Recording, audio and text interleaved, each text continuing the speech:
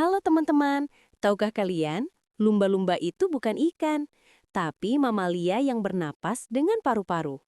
Lebih hebat lagi, mereka bisa tidur sambil tetap berenang, karena hanya setengah otaknya yang tidur, setengahnya lagi terjaga. Dan ternyata, lumba-lumba punya siulan khusus sebagai nama panggilan, seperti kita memanggil teman. Keren banget kan? Kalau suka fakta ini, tekan like dan bagikan ya.